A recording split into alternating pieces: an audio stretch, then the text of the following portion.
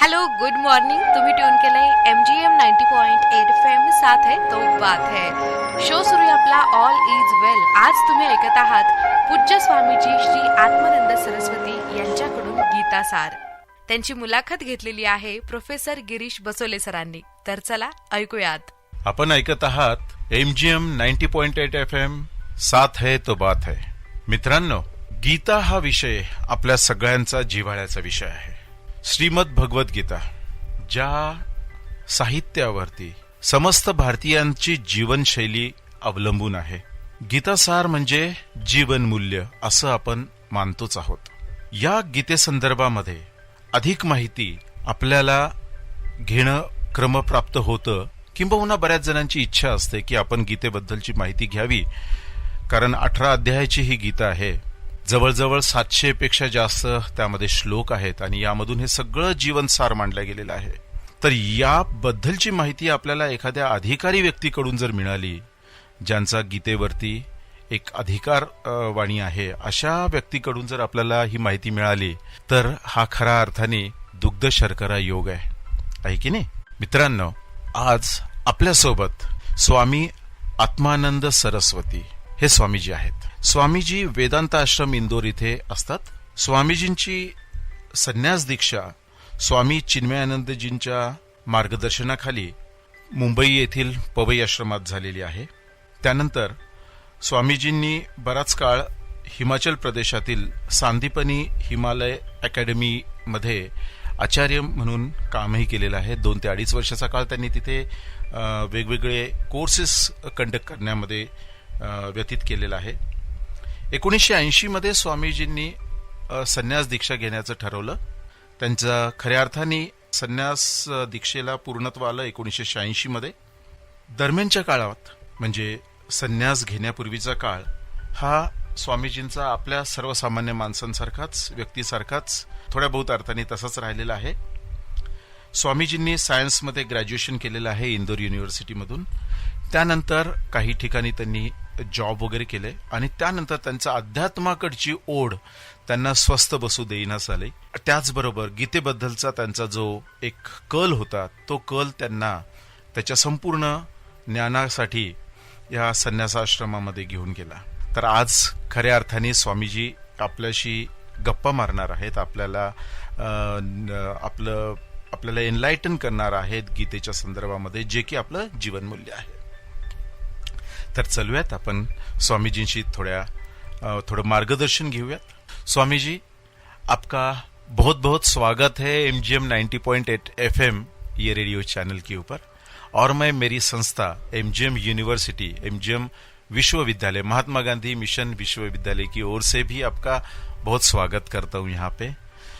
स्वामी जी, बहुत धन्यवाद. स्वामी जी, वैसे देखा जाएगा तो गीता हमारे लिए एक पवित्र धर्म ग्रंथ ही नहीं है, तो हमारा एक जीवन मूल्य है.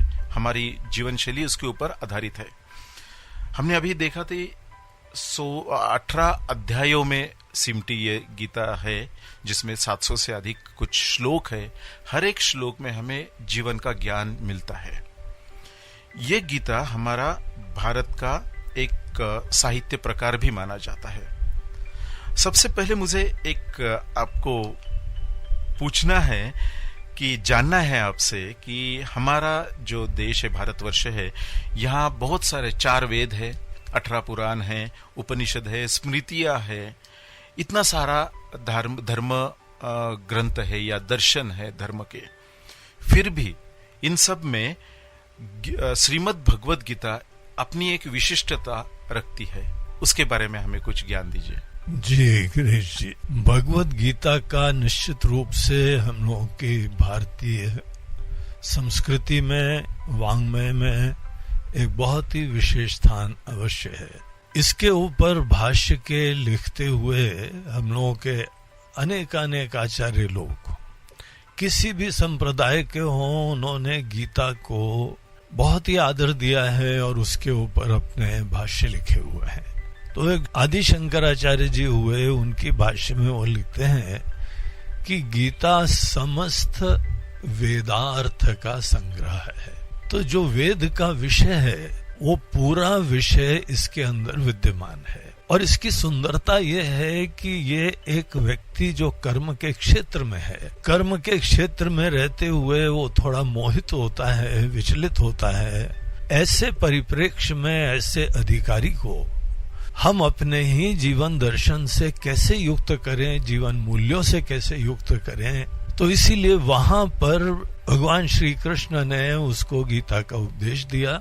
इसीलिए गीता हर व्यक्ति के लिए, हर व्यक्ति का ही जीवन एक संघर्ष में है। हर व्यक्ति के जीवन में अपनी अपनी महाभारत चल रही है। तो हमारी महाभारत में हम लोग विजयी कैसे हो, हमारा कल्याण कैसे हो, हमारा मंगल कैसे हो। तो ऐसी विद्या जो हर व्यक्ति के जीवन में संघर्ष के मध्य में आके उसको अनुग्रहित करती है, उसको आशीर्वाद देती है। Welcome back. तुम्ही ट्यून केलंय MGM 90.8 FM साथ आहे तो बात है. शो सुरू आहे आपला ऑल इज वेल. आज तुम्ही ऐकत आहात पूज्य स्वामीजी श्री आत्मानंद सरस्वती यांच्याकडून गीतासार. त्यांची मुलाखत घेतलेली आहे प्रोफेसर गिरीश बसोले सरांनी. तर चला ऐकूयात. अर्जुन के अंदर प्रारंभ में ये प्रेरणा हुई कि जीवन का ऐसी चुनौती थी कि हम इसको छोड़ छाड़ के हम चलेंगे।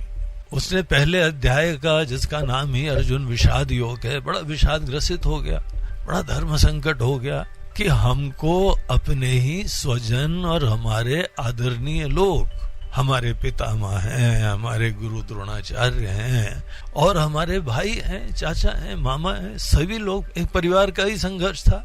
राज परिवार था वो, दोनों तरफ सगे संबंधी लोग ही विराजमान थे। तो उसके मन में बहुत ही क्षोभ उत्पन्न होता है और बोला कि ये कैसी जीत कर रहा है, केवल कुर्सी के लिए, केवल धन दौलत के लिए हमको अपने ही बड़े बुजुर्गों के ऊपर हाथ उठाना पड़े। तो एक मन के अंदर द्वंद्व उत्पन्न होता है, धर्म संकट उत्पन्न होता है और वो धर्म संकट को रिजॉल्व नहीं कर पाता है, उसका समाधान नहीं कर पाता है। और उसने अपने मन के अंदर निर्णय करा है कि इससे अच्छा न लड़ो। यद्यपि न लड़ना भी उसके लिए चॉइस नहीं लग रहा था, क्योंकि हमारे आंखों के सामने हमारा देश, हमारी पूरी संस्कृति ऐसे पतन को प्राप्त हो रही थी। धीमे धीमे अनेकों विचारणीय लोग यहाँ पे बहुत ही दुखी हो रहे थे। ये कहाँ आ गए हम, क्या हो रहा है यहाँ? घर के लोग, भाई लोग यहाँ किसी को लाक्षागृह के अंदर जिंदा मारने के लिए आतुर हो रहे हैं। अपने घर की बहुओं को सभा के अंदर चीर हरण करा जा रहा है।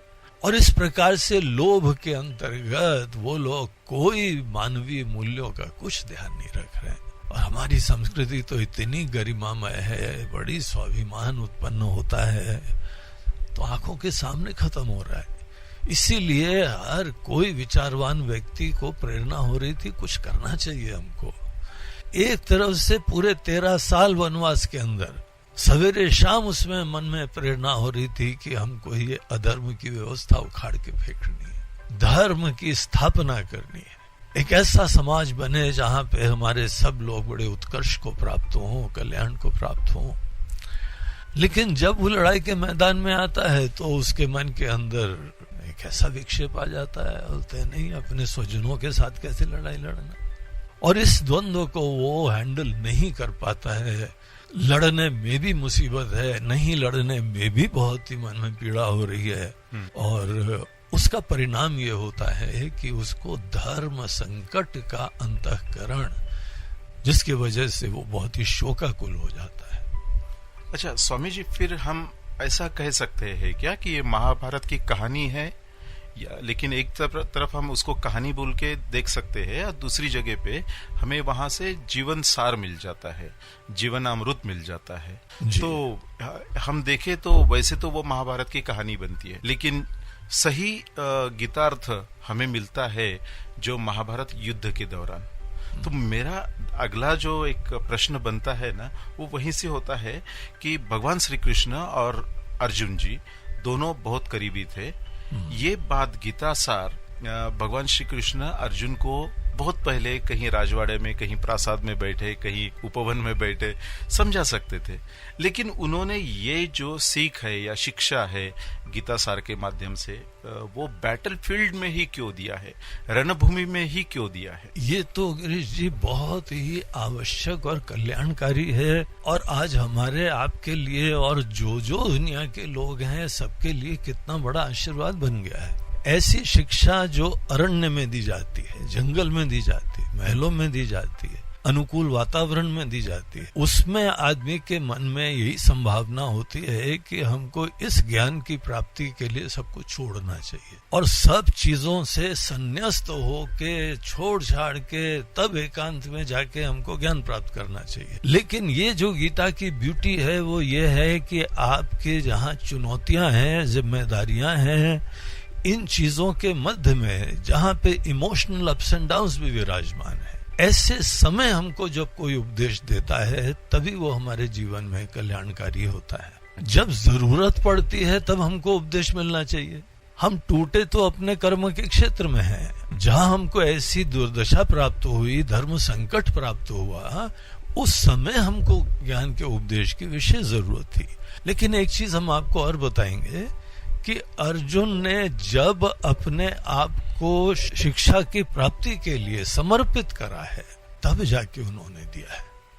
अच्छा। दूसरे अध्याय में जब ये थोड़ा प्रसंग हो जाता था, अर्जुन के मन में बहुत ही शोक और मोह उत्पन्न हुआ और बिल्कुल ही उसने हाथ से अपना गांडीव छोड़ दिया। गांडीवम संसृते हस्ता त्वक्चैव परिदह्यते, हाथ से पसीना निकल रहा था, रोमांच हो रहा था, आंखों से आंसू निकल रहे थे, कंपन हो रहा था। जो भी किसी न्यूरोटिक आदमी के लक्षण है सब उसके अंदर दिख रहे थे। अच्छा। स्ट्रेस था उसके अंदर, भयंकर स्ट्रेस था, खड़ा नहीं हो पा रहा था, चक्कर आ रहे थे और उसको अपशकुन दिखाई पड़ने लगे थे, बुद्धि भी उल्टा काम करने लगी थी। और जब उसने ऐसा अपना रूप दिखाया तो उनके सारथी की तरीके से भगवान श्री कृष्ण खड़े हैं, उन्होंने बोला अर्जुन ये क्या हो गया तुमको? ऐसे अर्जुन को तो हमने कभी देखा न कभी कल्पना करी, और अगर हमको पता होता तो शायद ऐसों के सारथी भी नहीं बनते हम। तो उन्होंने एक शब्द यूज करा, तुम बिल्कुल नपुंसक जैसे हो गए हो। और अर्जुन जैसे एक अतिरथी के लिए, वो महारथी नहीं, उसका भी नेक्स्ट लेवल था अतिरथी, तुम अतिरथी के लिए ऐसी तुम्हारी स्थिति हो गई, तो ये तुमको क्या हो गया है? तब उसने अपने दिल की असली बात बताई। बोलते हैं कि भगवान हमने बहुत दलीलें दी हैं, क्योंकि लड़ाई नहीं लड़नी चाहिए, कुल खत्म हो जाएगा, कुल धर्म खत्म हो जाएगा, और जहाँ कुल धर्म खत्म हो जाता है तो स्त्रियां जो है विधवा हो जाती हैं, बच्चे अनाथ हो जाते हैं, उनको क्या कुछ करना पड़ेगा। ये सब हमने दलीलें दी, लेकिन असलियत बात कुछ और है। असलियत बात यह है कि हमारे यहाँ पे एक तरफ से कर्तव्य है, हमको पता है, हमको प्रेरणा है, हमारा जीवन ही क्षत्रिय का धर्म की रक्षा के लिए और स्थापना के लिए है, लेकिन भगवान हमको अपने ही आदरणीय लोगों के साथ लड़ना पड़ रहा है। So that is my problem. हमारी एक तरफ से भावनाएं जो कि बड़ी कोमल थीं और बड़ी सुंदर प्रकार की थीं अपने बड़े बुजुर्गों के प्रति, हम तो उनके चरण स्पर्श करते हैं सवेरे, और आज कैसी हमारी किस्मत हो गई, हमको उनके साथ लड़ाई लड़ना, वो भी आर पार की लड़ाई, तो वो हमसे नहीं हो पा रहा है। आई कैन नॉट रिजॉल्व दिस धर्म संकट। बोलता धर्म सम्मूढ़ चेता, हमारा चित्त जो है वो धर्म के द्वारा मोहित, धर्म के विषय के संदर्भ में मोहित हो गया। What is right, I can not decide. और फिर वो बोलता है कि ओके, हम आपके शिष्य की तरह से आपसे रिक्वेस्ट करते हैं, प्लीज एनलाइटन मी। शिष्यस्ते हम शादी माम तो हम प्रपन्नम, आपके चरणों में हम समर्पित होते हैं। You seem to know something about this resolving my dharma sankat. आपके पास लगता है कुछ ना कुछ इंसाइट है, इसीलिए आप हमसे बोल रहे हो कि तुम नपुंसक जैसे काम कर रहे हो। सो आई रिक्वेस्ट यू। अब उसने रिक्वेस्ट जब करा तभी तो उनको उपदेश देना पड़ेगा। जब जीवन की समस्या आई and I am not able to resolve that, तभी तो क्षण है उसी समय उसको कुछ गाइडेंस और हेल्प करने का। ऐसी बात कभी कोई जो है वो महलों में बोली नहीं, वहां पे तो अपने उसमें निश्चय में थे, आई नो एवरीथिंग, हम तो धर्म के साम्राज्य की स्थापना के लिए जीवन समर्पित करे हुए हैं। तो न ऐसी बात ही नहीं आई, ओकेजन ही नहीं आया कोई। जब वो समर्पित होता है तो मुस्कुराते हैं और उन्होंने उसको स्वीकार कर लिया स्टूडेंट की तरीके से, and that was the moment. उसको कुछ गाइडेंस देने की जरूरत है, and it is such a critical moment, not only for the individual, पूरे समाज के लिए, पूरा देश it is looking up this fellow. अब हमारे देश के कोई बड़े महान जनरल लोग हों, लड़ाई का मौका हुआ हो, बहुत डिस्कशंस हो गए हैं, सब पार्ले समाप्त हो चुके हैं, अनेकों प्रकार के प्रपोजल दिए गए हैं, कॉम्प्रोमाइज प्रिंसिपल के प्रपोजल्स भी आए थे कि चलो पूरा राज्य मत दो, आधा दे दो, आधा भी नहीं तो 5 गांव दे दो, 5 गांव भी नहीं तो 1 गांव दे दो 5 घर वाला।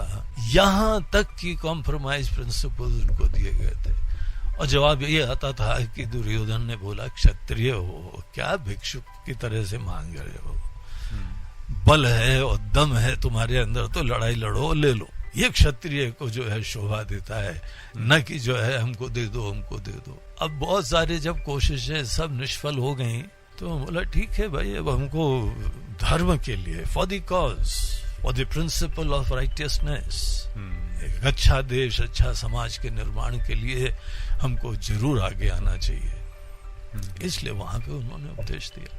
Stay tune with MGM 90.8 FM, साथ है तो बात है। वेलकम बॅक, तुम्ही ट्यून केलंय MGM 90.8 FM, साथ आहे तो बात है। शो सुरू आहे आपला ऑल इज वेल। आज तुम्ही ऐकत आहात पूज्य स्वामीजी श्री आत्मानंद सरस्वती यांच्याकडून गीतासार।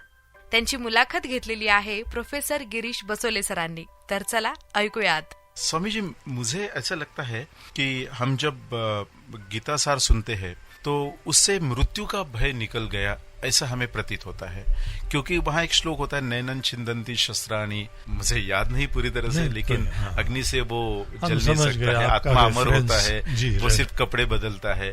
तो जब हमें लगता है कि अरे सिर्फ कपड़े बदलना है तो इतना आसान है, तो हमारा मृत्यु का भय निकल जाता है और हम क्रियाशील होते हैं। तो हमें क्रियाशील करना ही गीता का एक मूल अर्थ हो सकता है या उद्देश्य हो सकता है। ये जो यहाँ पे उपदेश का आप रेफरेंस दे रहे हैं, ये गीता के 2nd चैप्टर में आता है और एक विशेष कॉन्टेक्स्ट में आता है। उसको बताने के लिए ये समझना चाहिए कि जब अर्जुन को डर लग रहा था कि ये मर जाएंगे और हम मारने वाले होंगे, तो यहाँ पे ये उसके मन के अंदर चिंता का विषय था कि मृत्यु होगी या हमारी हो जाएगी, इन लोगों की हो जाएगी। तब उस संदर्भ में भगवान कृष्ण बताते हैं कि अर्जुन देखो, हम सब लोगों का बड़ा सुपरफिशियल परसेप्शन होता है अपने बारे में, दूसरों के बारे में। हम किसी का शरीर देखते हैं, वो इस दुनिया में आया, शरीर धारण करके आया है और इसके अंदर उसके अंदर एक जीवात्मा विराजमान है और उसका मन है, उसकी सुंदर भावनाएं हैं, उसके अनेकों सेवाएं, कर्म हैं। हम इतने इंसान को देखते हैं, लेकिन वो यहाँ बताते हैं कि ये सब चीजें व्यक्त के धरातल पे हैं, इसी के पीछे एक अव्यक्त धरातल भी होता है। पहले अनमैनिफेस्ट होता है और वो ही तो मैनिफेस्ट हुआ है। तो हम केवल मैनिफेस्ट को देख रहे हैं, अनमैनिफेस्ट को देखते ही नहीं है। और जो व्यक्ति ऐसा जो है संकुचित दर्शन करता है, केवल एकांगी दर्शन करता है, जो जितना मैनिफेस्ट हो गया बस उसी का अस्तित्व देख रहा है, उसका ज्ञान पूरा नहीं होता है, उसको समग्र दर्शन नहीं प्राप्त होता है। इसीलिए हम तुमको चाहेंगे कि तुम अपने बारे में भी और बाकी सब के बारे में उस अव्यक्त धरातल को भी अपनी अवेयरनेस का विषय बनाओ। तुम्हारा जो है शरीर धारण करने से पहले भी अस्तित्व था, और वो अपना दृष्टांत देते हैं, बोलते हमारा भी था अर्जुन, बहुनि में व्यतीतानि जन्मानि, बहुत बार हमने जन्म लिए और तुमने भी बहुत बार जन्म लिए। तान्य हम वेद सर्वाणि न त्वं वेत्थ परन्तप, हमको पता है तुमको नहीं पता है, तुम अज्ञान से युक्त हो। इसीलिए तुमको अपने बारे में अगर ये ज्ञान हो जाए, that basically you are an imperishable divinity, you are that life principle, that consciousness जो कि अविनाशी है और वो ही व्यक्त होती है। और जब व्यक्त होती है ये डायमेंशन पेरिशेबल होता है और इसका जब तक अस्तित्व होता है तब तक किसी महान कॉज के लिए ही इसको जीना चाहिए। यहाँ पे बेसिक क्राइटेरिया तुम्हारे रिश्ते नाते ये गौण है, लेकिन कौन सही रास्ते पे है, कौन कल्याण के पथ पे है, कौन धर्म के पथ पे है, इस चीज को तुम्हारी प्रायोरिटी होनी चाहिए देखने के संदर्भ में। अब हम लोग ये सोचे हमारे घर में कोई किसी की संतान है, वो भटक रही है, उसको पता लगा कि वो नशा करने लगा, ड्रग्स लेने लगा, चोरी करने लगा, गलत राह पे पड़ गया, तो क्या जस्ट बिकॉज हमारा बच्चा है क्या हमको बोलना नहीं चाहिए कुछ? अरे बेटा तुमको क्या बोले, तुम तो हमारे बच्चे हो, अब चोरी कर ली, अब ज्यादा पकड़े मत जाना अगली बार। क्या हमको ये बोलना चाहिए? या हमको बोलना चाहिए बच्चे हो या कुछ हो, हमारी विशेष जिम्मेदारी है, हमारी संतान है तो हमारी विशेष जिम्मेदारी है और हम ही अधिकारी हैं उसको अच्छी तरीके से लालन पोषण करने के लिए।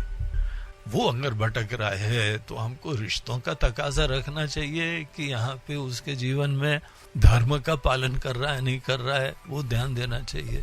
तो इसलिए वो जो है वहां पे ऐसी परिस्थिति में खड़ा था, उन्होंने इस संदर्भ में बताया कि अर्जुन न तुम मरोगे न ये मरेंगे।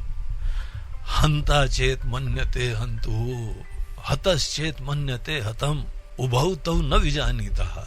ये दोनों लोग नहीं जानते जो सोचते हैं हम जन्मे हैं या हम मर जाएंगे, हम मारने वाले हैं हम मारे जाएंगे। बोलते देखो जो गहराई से तुम अगर सच्चाई किसी इंसान की देखो जो आज नहीं देख रहे, और अर्जुन की तरीके से दुनिया में समाज में अनेक लोग वो भी नहीं देख रहे। हम लोग के पास गीता तो है, लेकिन गीता जो है ना उसका ज्ञान बड़े विरले उनको है। बस पढ़ी है, एक कहानी है, एक इतिहास के अंतर्गत एक घटना है, बड़ी अच्छी है गीता, बड़ी अच्छी है गीता है तो वाह वाह बोलते हैं, वो तो ठीक है, लेकिन गीता में कहा क्या गया है, क्यों कहा गया? और आपके ये सुंदर प्रश्न है, उसी के बारे में हम चर्चा कर रहे हैं। Welcome back. तुम्ही ट्यून केलंय MGM 90.8 FM साथ आहे तो बात है। शो सुरू आहे आपला ऑल इज वेल। आज तुम्ही ऐकत आहात पूज्य स्वामीजी श्री आत्मानंद सरस्वती यांच्याकडून गीतासार। त्यांची मुलाखत घेतलेली आहे प्रोफेसर गिरीश बसोले सरांनी। तर चला ऐकूयात। स्वामी जी, जब हम गीता देखते हैं, गीता पढ़ते हैं या चिंतन मनन करते हैं तो कर्म योग उद्युक्त हो जाता है अच्छी तरह से कर्म योग के ऊपर। जैसे कि कुछ श्लोक भी उसमें है कि कर्मण्येवाधिकारस्य मा फलेषु कदाचन, फल की अपेक्षा मत रखिए, आपको फल बहुत भी अच्छा मिल सकता है, कर्म पहले करो। तो ये कहीं से हमें फल के प्रति कटिबद्ध हो के काम करने से परास्त करता है, या कुछ क्रियाशीलता, निष्काम क्रियाशीलता की तरफ गीता सार ले जाता है? आपने जिस श्लोक का रेफरेंस दिया बहुत प्रसिद्ध है और गीता की पहचान ही बन गया है, कर्मण्येवाधिकारस्ते मा फलेषु कदाचन। इसका आशय ये नहीं होता है कि आप कर्म फल के बारे में कुछ ध्यान न रखें। अच्छा, देखिए वहां शब्द देखिए, अगर कर्मणि एव ते अधिकारः मा फलेषु कदाचन, ये नहीं कहा है कि कर्म फल की अपेक्षा ना करो। अच्छा, वो ट्रांसलेशन जिसने भी करा है गलत करा है, इम्प्रैक्टिकल करा है। अच्छा, एक बड़ा प्रसिद्ध सूक्ति है कि मंदः अपि फलम अनुदिश्य न प्रवर्तते। कोई मंद बुद्धि आदमी भी बगैर किसी गोल के काम कैसे करेगा? एक डॉक्टर आदमी बगैर कोई इलाज की अपेक्षा के इलाज क्यों करेगा?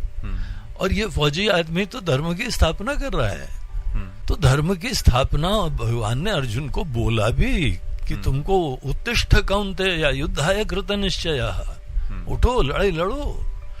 तो लड़ाई लड़के धर्म की स्थापना करना ये कर्मफल हो गया। लेकिन यहाँ पे एक जो पॉइंट आउट करा जा रहा है फैक्ट, वो ये करा जा रहा है कि देखिए किसान की तरीके से हमको फसल चाहिए, लेकिन हम बीज बो सकते हैं, पानी दे सकते हैं, खाद दे सकते हैं, उसकी हम रक्षा कर सकते हैं, लेकिन फाइनली हमारी फसल अच्छी आ जाए, this depends upon so many other factors. Correct. मौसम अच्छा होना चाहिए, कोई जो है वो टिड्डी दल नहीं आने चाहिए, कोई भूकंप नहीं होना चाहिए, कोई बाढ़ नहीं आनी चाहिए, कहीं पे आग नहीं लग जानी चाहिए। None of this thing is in my hands. कोई भी कर्म फल की प्राप्ति के लिए in fact the whole cosmos is required. हमको जो है पृथ्वी चाहिए, हवा चाहिए, मौसम चाहिए, सूर्य देवता की प्रकाश चाहिए। इन सब चीजों की आज के दिन हमको ये बहुत अच्छी तरह से पता है कि जब तक आशीर्वाद नहीं होता काम ही नहीं होएगा। I can not exist for a moment. तो जब कोई फल की हमको प्राप्ति करनी है, you should have a very clear goal. हर व्यक्ति को अगर गोल क्लियर हो और गोल की प्राप्ति में उत्साह हो, पैशन होना चाहिए, अच्छा, डेडिकेशन होना चाहिए, कर्म फल की प्राप्ति हमारी प्रार्थना होनी चाहिए। लेकिन the word which is used, बोलते हैं बेटा ये तो सोचो, तुम सपना तो देख लो, लेकिन तुम्हारे अधिकार के क्षेत्र में क्या है?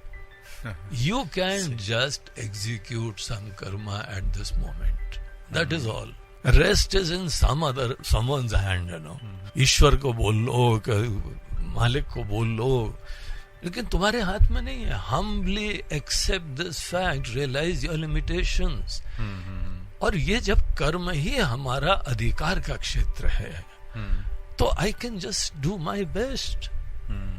और उसके बाद यहाँ पे दुनिया चल रही है, सूरज चांद सितारे चल रहे हैं, मौसम आ रहे हैं जा रहे हैं। We know that there is some divinity which is not only creating but also sustaining the whole world. तो वो हमारा अधिकार उसमें नहीं है। अच्छा, मतलब यहाँ पे ऐसा हो रहा है कि हमारा अहंकार हम त्याग देना चाहिए। हम फल की अपेक्षा रखें, लेकिन कितना फल चाहिए हमारे हिसाब से हम उसको इस प्रकार से नहीं कहेंगे, क्योंकि अहंकार का भी एक पॉजिटिव जरूरत होती है। 18वें अध्याय में 3 प्रकार के अहंकार बताए, तामसी अहंकार, राजसी अहंकार और सात्विक अहंकार। तो बोलते हैं जिससे इंसान को प्रॉब्लम होता है वो तामसी और राजसी अहंकार से होता है। अच्छा, तो हमको ये विवेक करने की जरूरत होती है, डिस्क्रिमिनेट करना चाहिए। हमारे पास ऑप्शन कौन कौन से हैं? या तो हम अपने को ही सर्वे सर्वा समझ के काम करें, दूसरे को घासी न डालें। इवन दो आपकी पूरी फौज है, आपके सैनिक लोग हैं, अब शिवाजी थे उनकी पूरी सैनिक है, और अभी तो हम संभाजी नगर में बैठे हुए हैं। यहाँ पर जो है वो बहुत बड़े महान योद्धा थे, है?